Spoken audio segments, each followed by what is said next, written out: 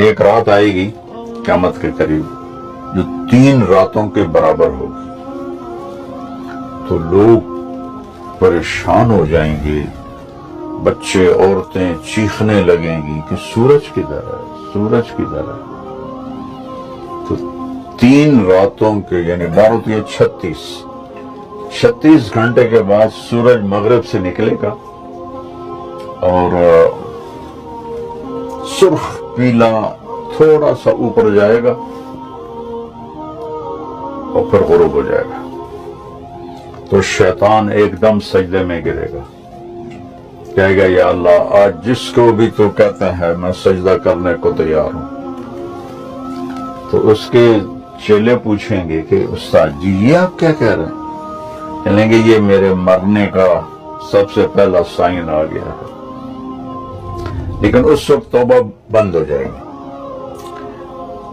جو کفر پر ہے وہ اسلام اس کا قبول نہیں، اور جو توبہ کرنا چاہے اس کی توبہ قبول نہیں۔ پھر تھوڑی دیر کے بعد سورج مشرق سے نکلنا شروع ہو جائے گا۔ اس واقعے کے کچھ عرصے کے بعد صفا پہاڑ جہاں ہم صحیح کرتے ہیں، حالانکہ وہ چھپ چکا ہے، تو اللہ کے نبی نے فرمایا میں دیکھ رہا ہوں کہ ایتھوپیا، جس کو عربی میں حبشہ کہتے ہیں، حبشہ کا ایک کالا آدمی پتلی پنڈلیوں اور ٹیڑھی پنڈلیوں والا، کیا میرے نبی کی نظر ہے، وہ بیت اللہ کا ایک ایک پتھر توڑ کے گرا رہا ہے۔ پہلے یہ ہوگا جو بیت اللہ ٹوٹے گا تو پھر یہ اتنے بڑے بڑے ٹاور کون اور کیسے توڑے گا، یہ تو اللہ کو پتا ہے، لیکن انہوں نے فلیٹ ہو جانا ہے۔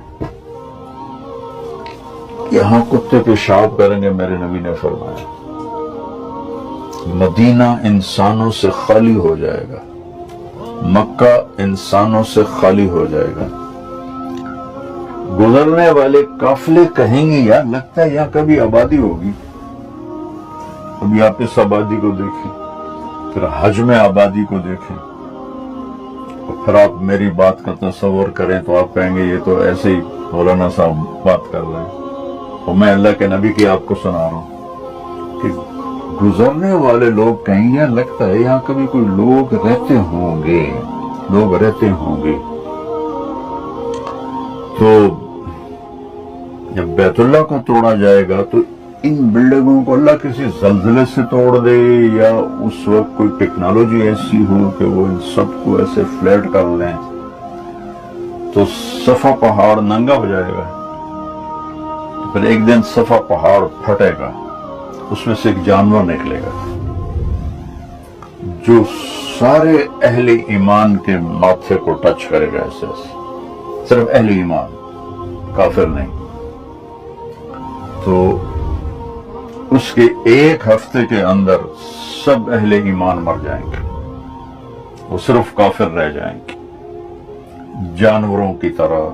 یتحارجون تحارج البہائم، وہ سڑکوں پہ اس طرح فحاشی کریں گے جیسے جانور فحاشی کرتے ہیں۔ تو پھر اللہ اس سارے نظام کو زیرو کر دے گا۔ آپ کو حیرت نہیں ہو رہی؟ اتنا بڑا سسٹم نہیں، ایک پتھر نہیں، کون سی طاقتیں آئیں گی جو سب کو فنا کر دیں گے۔ قیامت جب تک ایک آدمی کلمہ پڑھنے والا موجود ہے قیامت نہیں آئے گی، بلکہ کلمہ بھی نہیں، اپنے کا اللہ کہنے والا جب تک ایک بھی موجود ہوگا قیامت نہیں آئے گی۔ جب وہ بھی مر جائے گا پھر اللہ جب چاہے گا وہ اس دن کو لائے گا۔ اور جب زمین وَإِذَا الْقُبُورُ بُعْثِرَتْ إِذَا زُلْزِلَتِ الْأَرْضُ زِلْزَالَهَا، تو ساری زمین توڑ پھوڑ ہوگی، لیکن جہاں جہاں مسجدیں ہیں وہ زمین ایسے اوپر اٹھ جائے گی. اب کینیڈا کتنی دور ہے؟ وہ کینیڈا کا جو نارتھ ہے وہ کتنی دور ہے؟ وہاں وہ کالے ہمارا مسجد بنی ہوئی ہے. ایسے وہ زمینیں اکھڑیں گی، ایسے ایسے ایسے ایسے، اور وہ فلائنگ شروع کریں گی، اور وہ اڑتی اڑتی اڑتی اڑتی اڑتی اڑتی مکہ پہنچیں گی. تو جب یہ سارے دنیا کی زمینیں، مسجدیں کی زمین مکہ پہنچیں گی تو پھر بیت اللہ کی جو مسجد ہے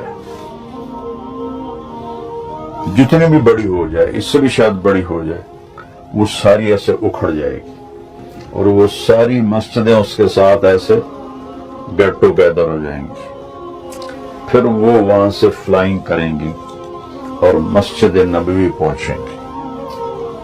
یہاں تو کچھ بھی نہیں ہوگا، اور بیت اللہ کا بھی کہ وہ جگہ ہوگی، بیت اللہ تو کوئی نہیں ہوگا.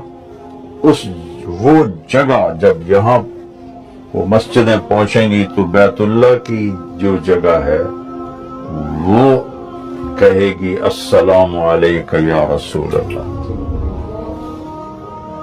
وہاں تو کسی چیز کا نشان نہیں ہوگا. اللہ تعالیٰ اپنے نبی کی قبر بھی مٹا دے گا لیکن نشان تو ہوگا. پھر السلام علیکم یا رسول اللہ. پھر مسجد نبوی بھی اکھڑ جائے گی، اور پھر یہ ٹریول کریں گے مسجد اقصی کی طرف. آسمان کا جو دروازہ ہے وہ مسجد اقصی کے اوپر ہے. دیکھنا اپنے نبی کو مکہ سے نہیں اوپر لے گئے اللہ تعالیٰ، مسجد اقصی لے گئے، وہاں سے پھر اوپر لے گئے. تو پھر یہ ساری مسجدیں، بیت اللہ، مسجد نبوی، باقی مسجدیں مسجد اقصی پہنچیں گی جو اس وقت فلسطین میں ہے. پھر وہ اکھڑے گی، پھر ان سب کو اٹھا کر اللہ جنت میں ڈال دے گا، اور باقی سمندروں میں آگ لگ جائے گی. کتنے سمندر ہیں، ان میں جب آگ لگے گی تو کیا منظر ہو.